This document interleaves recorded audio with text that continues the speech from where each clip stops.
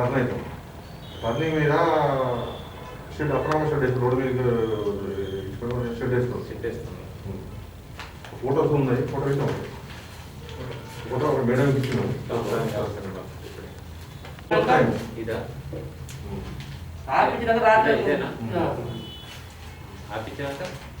మరి ఇప్పుడు మరి పొద్దున చూస్తే ఉంది మొదలు ఆర్డర్ స్టార్ట్ చేసినట్టు నిన్న లేకుండా ఇవాళ వచ్చేసింది. ఒక్క రోజులో సెట్ అయితే కొంత కూడా తీసుకుపోయాడు. అక్కడ మొత్తం చేయించుకున్నాడు, ట్రాక్టర్ పెట్టుకున్నాడు. మేము వచ్చాక ఆకలిగా వెల్డింగ్ అందరు వెల్డింగ్ చేసినాడు ఉన్నాడు. అన్ని రెడీ తీసుకొచ్చి పొద్దున దించేసాడు.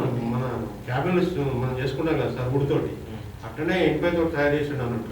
చేసి ఆల్రెడీ పక్కలు కొట్టుకొని పెట్టుకున్నాడు. రాత్రి ఇచ్చేయాలి.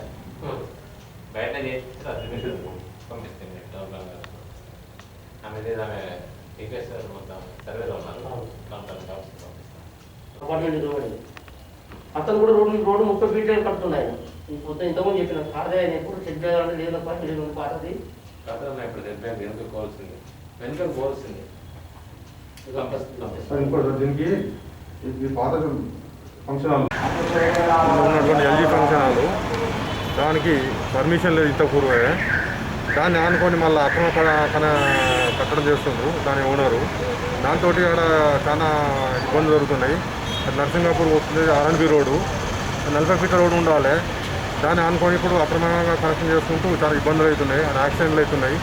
దానికి పార్కింగ్ ప్లేస్ లేదు. అలా ఫంక్షన్ జరిగినప్పుడల్లా దాన్ని చెత్త అవన్నీ తీసుకొచ్చి ఆ బోర్ల వారేసుడు, రోడ్డు మీద వారేసుడు, ఆ వాడకట్టు కాలనీ వాసులకు అందరికీ చాలా ఇబ్బందులు అవుతున్నాయి. అందుకోసం అని చెప్పి దాన్ని అక్రమంగా ఏదైతే నిర్మాణం చేసిందో దాన్ని పూర్తి చేయాలని చెప్పి డిమాండ్ చేయాలని చెప్పి కమిషనర్ గారికి మెమోరం చేయడం జరిగింది. గణేష్ నగర్లో ఉన్నటువంటి యొక్క ఎల్జీ ఫంక్షన్ హాలు ఏదైతే ఉందో అది నరసింగాపూర్ రోడ్డును ఆనుకొని గణేష్ నగర్ పరిధిలో ఉండడం జరిగింది. ఆ యొక్క ఫంక్షన్ హాల్ నిర్వహించినప్పుడల్లా అక్కడ ట్రాఫిక్ బాగా ఇబ్బందులు ఎదురవుతున్నాయి. పలు మూలమలుపు ఉన్నాయి. మూలమలుపుల వద్ద కూడా విపరీతమైన యాక్సిడెంట్లు జరుగుతున్నాయి. కాబట్టి దానికి తోడు ఇప్పుడు ఈ యొక్క జిల్లా హెడ్క్వార్టర్ అయిన తర్వాత నరసింగాపూర్ వంజరపల్లి యొక్క గ్రామవెల్లి యొక్క ప్రధాన రహదారి, అదే ఆ ప్రధాన రహదారి అక్కడ ఉన్నటువంటి యొక్క చాలా ఇరుకుగా మారడం వల్ల ప్రమాదాలు సంభవిస్తున్నాయి.